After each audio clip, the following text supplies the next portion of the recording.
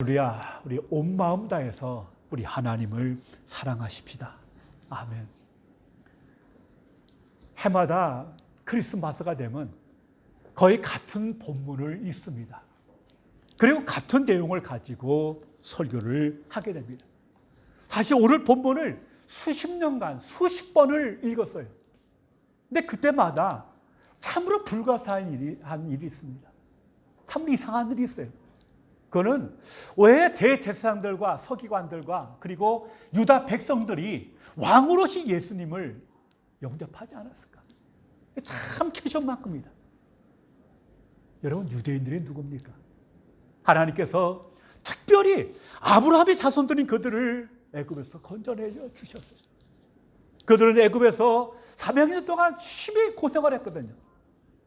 그렇게 압박하고 짓밟아도 솟아나는 돋아나는 잡풀처럼, 참 그 잡초처럼 끈질기게 생명력을 가졌어요. 그 나중에는 그 사내 아이들을 전부 다 물에 빠져 죽이는 아주 극단적인 정책을 펼쳤거든요. 그러니까 견딜 수가 없어서 이스라엘 백성들이 하나님께 호소하죠. 그러니까 하나님께서 모세를 통해서 그들을 애굽에서 이끌어내셨습니다. 그리고 홍해수를 가르치고 그들을 2달 동안 광야를 걷게 하셨어요. 그리고 시내 광야에 와서 하나님께서 그들 다 시내 광야에 있게 하고 모세를 시내 산으로 불러들였어요. 그리고 그에게 하신 말씀이 뭐냐? 너희는 특별한 백성이라고 그렇게 말씀을 하고 있습니다. 그래서 출애굽기 19장에 볼 것 같은 3절 이하에 이런 말씀이 있습니다.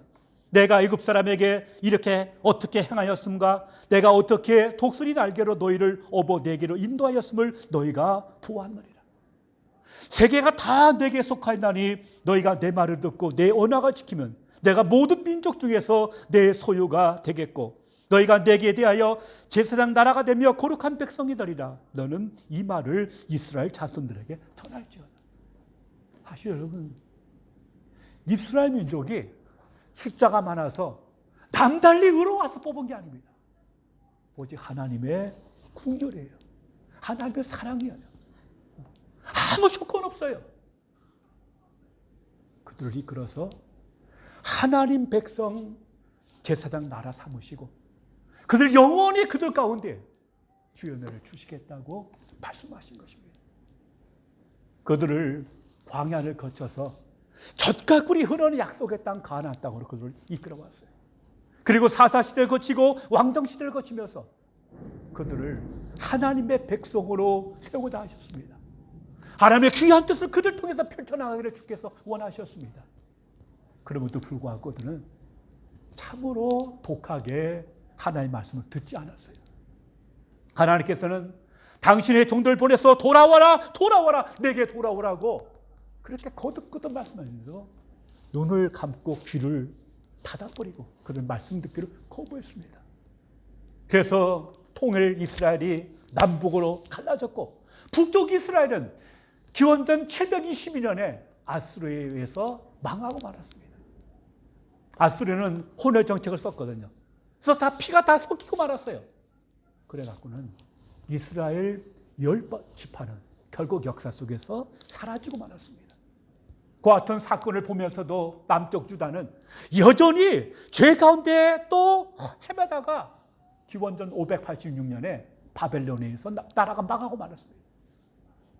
나라는 초토화가 되고 성전은 무너지고 거기서 정말 알짜배기 인자들 전부 바벨론에 굴빌력듯이 엮여갖고 바벨론의 포로로 끌려가게 됐습니다. 나라가 끝나고 만 거죠. 그리고 하나님께서는 그들을 그냥 두시지 않고 70년의 세월이 흐른 다음에 고레스 왕때 그를 다시 회복시켰습니다. 그들을 하여금 꿈에도 그리던 예루살렘 땅에 돌아가도록 조치를 취해 주셨어요. 그들은 기쁨으로 돌아와서 무너진 성전을 다시 쌓았고 또 무너진 성벽을 다시 쌓았습니다. 그리고 다시는 우리가 이렇게 부끄러운 꼴을 당하지 말자고 하면서 말씀에 그들 민족을 세웠습니다. 그러나 엄격히 말한 그들은 독립된 국가가 아니었습니다. 메데 페르사의 한 속국, 속지방이었죠. 그리고 메데 파사가 망하고 헬라의 알렉산더가 쳐들어오고 그리고 그 이하 또 로마 제국이 그 땅을 짓밟았습니다. 그럼 대한민국도요, 지정학적 요소를 많이 얘기합니다. 우리가 반도 나라이다 보니까 대륙과 해양의 일본 사이에 껴갖고는 참 우리가 고통을 겪다가 참으로 많았습니다. 그러나 팔레스타인 땅은요, 이보다 훨씬 더 심했어요. 거기는 단순한 통로가 아니고 아프리카와 유럽과 아시아가 가는 통로였어요. 그러니까 세계 열강이 지나갈 때마다 그 땅은 짓밟힐 수밖에 없고 계속 고통과 압제를 당할 수밖에 없었습니다. 그러면 그들은 그러한 그 계속되는 압제와 고통 속에서 하나님께 호소하고 부르칠 수밖에 없었습니다. 하나님 언제까지 우리를 그냥 두시겠습니까? 하나님 우리 민족을 우리를 구원해달라고 그들은 하나님께 호소했습니다. 그러면서 학생 사상이 뭐냐면 메시아 대방 사상입니다. 언젠가는 하나님께서 이 땅에 옛날 다윗과 같은 위대한 왕을 보내서 우리 민족을 회복시켜줄 거라가는 메시아 대방 사상이 싹트게 됐던 겁니다. 언젠가는 그때가 언제인지 모르지만 분명히 그 옛날 화려한 다윗과 솔로몬과 위대한 왕이 등장해서 우리 민족을 완전히 회복하고 우리는 다시 한번 강성한 나라가 될 거라가는 민족적 열망이 끌어올라 그게 메시아를 기다리는 사상이었습니다. 그런데 바로 오늘 그 메시아, 그 구세주께서 오셨다는 엄청난 소식이 오늘 본문에 선포되고 있는 겁니다. 근데 그 소식이 누구한테서도 시작됩니까? 오늘 본문에 보면 놀랍게도요, 다른 누구가 아닌 전혀 이방인, 먼 동방에서 온 박사들로부터 메시아가 나타났다는 소식이 선포된 겁니다. 그래서 박사들은 마고스라고 하는데 이들은 아마 지금으로 말하면 점성학자들, 하늘의 별자리를 보면서 점을 치는 사람들이었는데 그럼 동방이 어디냐? 많은 학자들은 여기저기 말하고 있습니다만 제일 유력한 설이 뭐냐? 바벨론이라는 것입니다. 왜냐하면 당시 바벨론은요, 그 어떤 때보다 천문과 지리와 같은 그 같은 점성학이 발달됐을 뿐 아니고 거기는 여전히 유대인들이 많이 남아있어서 구약 성경의 메시아에 대한 사상에 대해서 많은 그런 이야기들이 퍼져 있었기 때문에 아마도 학자들은 그 같은 유대인들의 어떤 사상과 그리고 별자리와 그것이 한데 묶여서 어느 날 신비한 별이 나타나니까 아, 저 별이 바로 그 메시아구나 생각하고선 그 먼 데서부터 별의 인도를 따라서 팔레스타인까지 찾아오게 됐던 겁니다. 사실 1300km가 넘는 그 먼 길을 온다는 건 보통 어려운 일 아닙니다. 그러나 그 유별리 빛나는 그 별을 보면서 그들은 하나하나 별과 함께 별의 인도를 따라서 그 땅까지 오게 된 겁니다. 그리고는 이 유대 땅에 오니까 왕이 태어난 거니까 이건 왕궁이 알겠자면서 찾아온 곳이 뭡니까? 헤로데 대왕의 왕국이었어요. 가서 그 얘기를 하니까 발칵 뒤집어진 거죠. 헤로드 왕이 제일 먼저 민감하게 반응을 합니다. 그 사람은 절대 권력의 화신이거든요. 자기 권력에 자기 아내도 죽이고 자식도 죽이고 자기 장모까지 다 죽인 권력의 화신이었어요. 그러니까 자기가 왕인데 또 다른 유대인의 왕이 왔다니까 충격이 곤도서 갖고는 당장 학자들과 그리고 대제사장 불렀습니다. 다 불러가고 물어요. 야 그리스도가 어디서 나겠느냐 물으니까 서기관들 성경 박사들이거든요. 딱 그 자리로 나오는 거죠. 유다 땅 베들레헴입니다. 그러면서 미가서 5장 말씀을 그대로 그들에게 보여줘요. 베들레헴. 하나님께서 약 800년 전에 미가 선지자를 통해서 베들레헴에서 유다의 목자가 태어날 것을 예언하셨습니다. 그걸 딱 집어갖고 얘기하는 거예요. 그러냐? 그러면서 박사들을 불러서는 뭐라고 합니까? 너도 가서 자세히 살펴보고 그 왕이 나한테 꼭 얘기해줘라. 나도 가서 왕 앞에 예배하겠다고 그렇게 얘기합니다. 거짓말이죠. 속셈 뭡니까? 가서 죽여버리려고. 그러한 네요. 헤롯 왕은요 정치의 귀재입니다. 그 시대에 정말 탁월한 정치의 귀재들. 그러니까 아주 용의주도하게 그들에게 거짓말해서 그 모동을 꾸미고 있는 겁니다. 사실 여러분 헤롯 왕은 유대인들이 아니에요. 유대인이 아니에요. 이두메 사람입니다.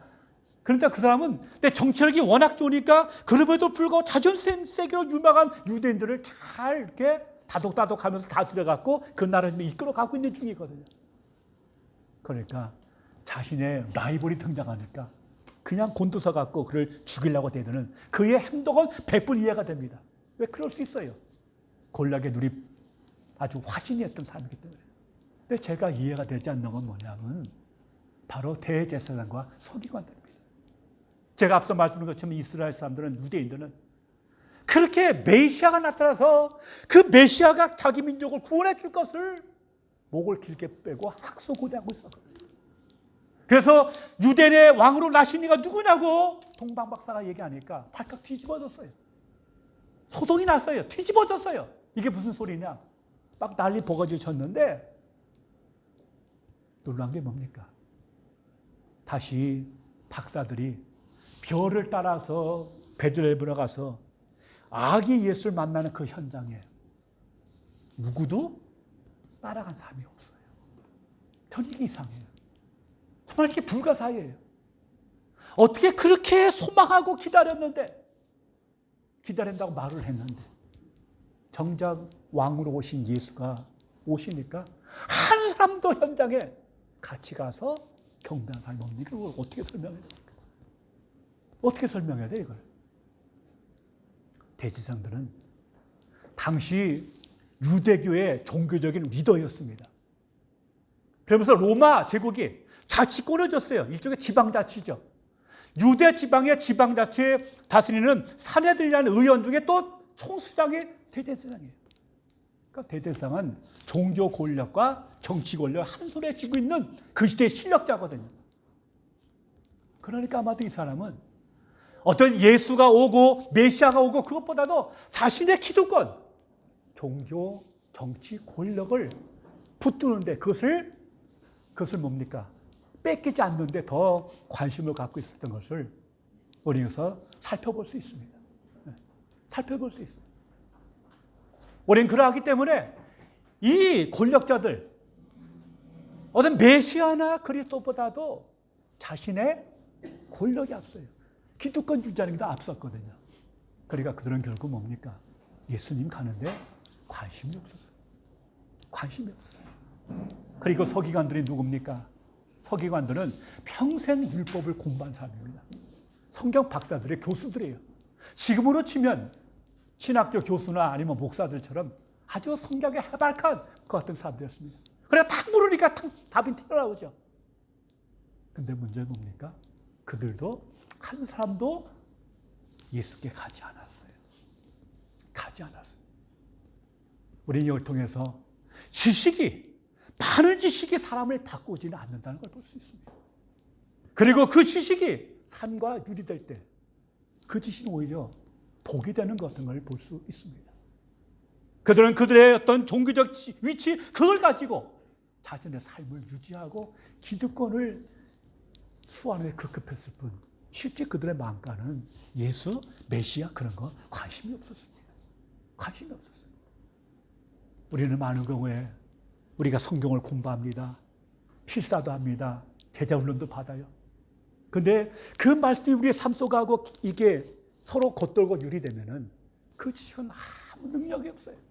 우리를 살리는 생명의 능력이 될 수 없고 생명의 양식이 될 수 없어요. 어쩌면 그 지식 때문에 오히려 더욱더 주님께 멀어지는 일도 얼마든지 가능할 수 있다는 사실입니다.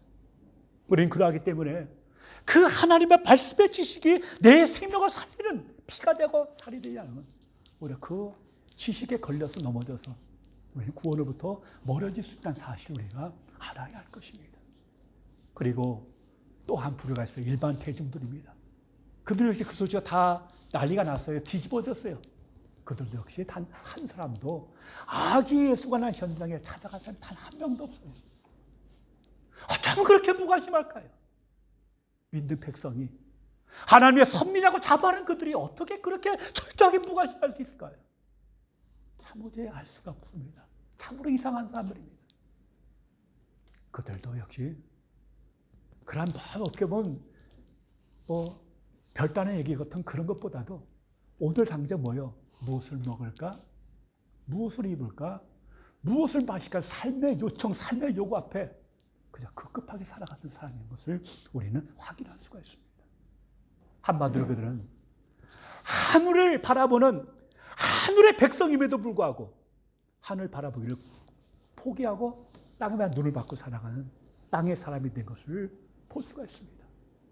너희는 먼저 그의 나라와 그 일을 구하라고 했는데도 불구하고 그거 관심 없이 그저 하루하루 일상이 무엇을 먹을까, 무엇을 마실까, 무엇을 입을까에 집착하고 거기에 골몰해가고 도무지 하늘을 보지 못하고 땅만 바라고 있는 사람들, 이게 땅의 사람이 그들의 삶의 선주들이었습니다. 거기에 비해서 오늘 박사들은 다시 왕국을 떠나요. 그리고 보니까 다시 별이 이제껏 자기를 이끌어왔던 별이 더 아주 반짝이 그들의 길을 인도해요. 그러니까 너무 기뻤어요. 오늘 본문에 기뻐하고 또 크게 기뻐했더라. 기뻐했더라. 여러분 신앙생활 하시면서 언제 정말 신앙의 기쁨을 발견하셨습니까? 신앙의 영혼이 참 기뻐하고 즐거워했던 그 하늘의 기쁨을 누린 지 언제십니까? 가마득합니까? 아니면 늘 그 기쁨 가운데 살아가고 있습니까? 신앙의 특징은 뭐냐? 기쁨인 줄로 믿습니다. 삶의 조건과 그걸 뛰어넘는 하나님의 인도하심, 성령의 기름부으신 그 은혜가 우리 속에 가득 차게 될 때 우리 속에 생기는 게 뭐냐? 그것은 바로 기쁨 또 기쁨입니다. 그래서 항상 기뻐하라, 쉬지 말고 기도하라, 범사에 감사하라가 뭐요? 너희를 향하신 하나님의 뜻입니다. 근데 그 기쁨은 그냥 오는 게 아니에요. 즐거움은 삶의 조건이죠. 돈이 있고 즐거움이 있어야 되지만 기쁨은 뭐예요? 우리 영혼 깊은 곳에서 솟아나는 하나님의 은혜인 줄로 믿습니다. 팬데믹이다 뭐다 해갖고 얼마나 하시다가 혼돈스럽습니까? 뒤숭숭합니까? 도대체 이게 언제 끝날지 모르고 참 언제 희망이 와올지 모르는 뭔가 다 답답한 속입니다. 한국은 무척 춥다고 하죠. 근데요, 세상에 딱 꽁꽁 얼어붙었어도 지하수 깊은 데서는 샘물이 솟아납니다. 뿌리 깊은 나무는 바람에 안이 흔들리고 샘이 깊은 물은 어김없이 가뭄에도 한파 속에도 생명의 샘을 뽑아내는 줄로 믿습니다. 솟아나지 믿습니다. 우리의 삶의 뿌리를 깊이 하나님의 말씀에 내릴 때, 우리 영혼의 탓을 주님께 내릴 때 삶의 조건을 초월하는 하늘의 기쁨이 우리 속에 샘솟는 역사가 임하는 줄로 믿습니다. 가서에 가서 보니까 아기 예수가 있고 부모가 있거든요. 그래서 참 이 소식을 전하고 황금과 모략과 유향을 되게 바치면서 하나님께 경배하는, 그분께 경배하는 복된 역사, 진정한 예배 사건이 있었음을 본문에 말씀하고 있습니다. 여러분, 크리스마스 사건의 특징이 뭡니까? 그건 예배입니다. 구경꾼이 아니고 구경한 게 아닙니다. 예배입니다. 가장 소중한 황금과 유향과 모략을 주님께 바치면서서 샘솟는 그 기쁨, 그 예배의 시작, 예배의 회복, 이게 크리스마스의 정신입니다. 황금은 왕됨을 상징하는 물건입니다. 유향은 제사 드릴 때, 예배 드릴 때 쓰던 그 같은 것 중에 하나였고, 모략은 시신을 발라갖고 시신 위에 발라갖고 시신에 바른 건데 그건 뭐라? 예수 그리스도의 죽음과 부활을 상징한다고 이렇게 학자들은 말을 하고 있습니다. 그들은 그 먼 곳에서 황금과 유향과 모략을 준비해 와서 그것을 기쁨으로 주님께 드리면서 그들은 하나님께 예배한 것, 예수님을 경배한 것, 이게 성탄의 기쁨을 볼 수 있습니다. 여러분, 이들도 참 이상한 사람들 아닙니까? 대제사장도 이상한 사람들이고 서기관도 이상하고 대중도 이상해요. 어떻게 그 소식을 듣고도 끔찍도 안 하고 있는지 참 이상한 사람들입니다. 불가사의합니다. 그러나 또 이분들도 이상한 건 마찬가지예요. 어떻게 잘 알도 못하면서 먼 데서 그 몇 천리 길을 물어물어 별을 따라왔는지, 그들의 시간과 수고와 헌신과 그들의 그것도 참 이상하지 않습니까? 참 이상한 사람들 아닙니까? 오늘 본문에는 두 이상한 사람들이 나와요. 문제는 우리가 어느 쪽에 서느냐는 겁니다. 지식은 알고 믿는다 하면서도 아멘 아멘 아멘 하면서도 아기 예수하고 전혀 상관없는 삶을 살아가는, 가슴이 식어버린 그런 이상한 삶에 속할 것인지, 아니면 동방 박사처럼 삶의 조건과 뭘 띄워놓고 잘 모르지만 그래도 그 빛을 따라서 예수께 와서 경배한 사람들. 여러분은 어느 쪽에 속하는 사람들입니까? 네, 분명한 사실은 대제사장도 그리고 서기관들도 그리고 대중들도 공통점이 있어요. 그건 뭡니까? 그 속에 참으로 하나님을 사모하는 사모함이 없어요. 사모함이 없어요. 지금 내가 갖고 있는 종교 권력, 지금 내가 갖고 있는 권력, 그리고 이 지식, 내 사회적인 포지션, 이것이 눈에 밟혔지. 그들에게 진실로 하나님의 은혜를 사모하는 사모함이 없는 것, 그들의 특징입니다. 그래서 요한복음 12장에는 이렇게 말합니다. 그들은 사람의 영광을 하나님의 영광보다 더 사랑하였더라. 하나님의 영광을 바라보고 기뻐하는 것보다도 세상의 기쁨, 세상의 즐거움, 삶의 조건들, 그리고 세상의 어떤 모든 것들, 그걸 더 사랑했어요. 그러다 보니까 그렇게 메시아가 왔다는 소식에 손붙대고 또 손붙대 전혀 상관없는 거예요. 전혀 흔들리지 않아요. 오직 땅의 것만 열심히 찾아가는. 여러분, 누구에게 하늘이 임합니까? 누구에게 은혜가 부어집니까? 첫째는 사모하는 영혼입니다. 몸만한 사슴이 시냇물 찾기에 갈급한 같이 내 영혼이 주를 찾기에 갈급하나이다. 정말 우리가 물어야지 뭔 말입니까? 이 성탄절에 내 안에 갈급함이 있는가? 정말 내 안에 사모함이 있는가? 정말 나는 하나님의 은혜를 사모하는 사람인가? 그러한 그 사모함, 그것이 이 사람들의 특징입니다. 사모함이 왜 중요합니까? 주께서는 그 사모하는 자를 영혼을 기쁘게 하시며 그를 만족하게 하신다고 말씀했기 때문입니다. 둘째, 우리가 중요한 건 뭐냐면 우리 마음 가운데 정말 주의 은혜를 구하는 마음이 있어야 될 줄로 믿습니다. 하나님에게 은혜를 주시옵소서. 은혜를 주시옵소서. 여러분, 성탄날 맞이해서 오늘 우리에게 이 기쁨이 없다면 정말 가슴을 쥐어뜯고 하나님 앞에 기도해야 합니다. 주님 위해서 울어본 적이 언제입니까? 은혜 받고 눈물 흘려본 적이 언제입니까? 번지가 바삭바삭 마르는 부처 사막처럼 내 영혼이 메말라 있고 굳어 있다면 그건 정말 가슴을 쥐어뜯고 하나님께 은혜를 구해야 합니다.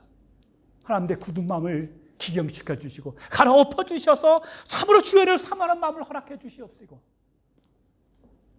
주님 말씀하셨습니다. 심령이 가난한 자는 복이 있나니 천국이 저희 것입니다. 이 땅의 것으로 배부를 때 하나님의 은혜는 내게 오지 않습니다.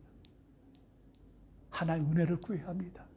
그리고 겸손히 기도해야 합니다. 여러분, 이 컵이 있는데 이 컵에 물이 가득하면요, 암만 부으려고 해도 여기에 들어갈 수가 없어요.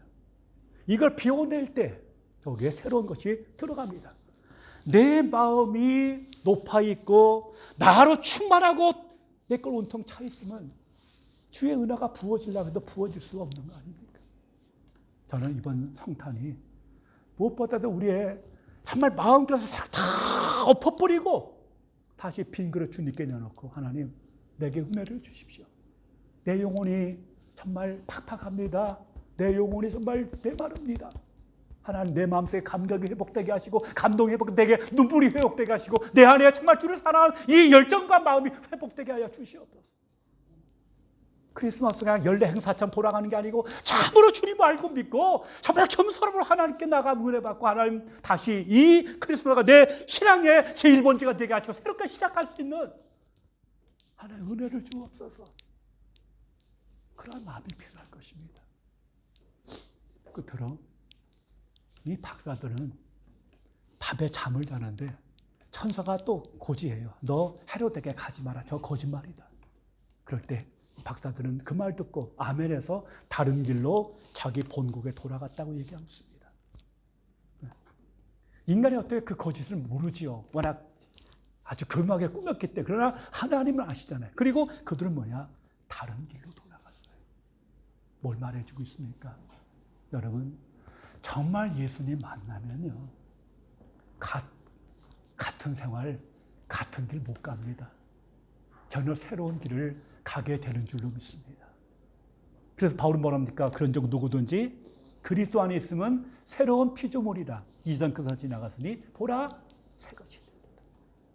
새로운 가치관, 새로운 시선, 새로운 믿음의 눈으로 새로운 패러다임을 가지고 우리는 다른 길로 갈 수밖에 없는 것입니다.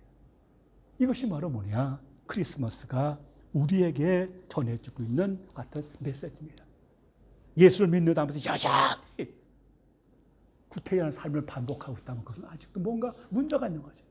그러니까 정말 우리가 주님 만나고 나서 우리의 삶이 다른 길로 돌아가는 그 사명을 이루는 같은 삶이 되시기를 바랍니다.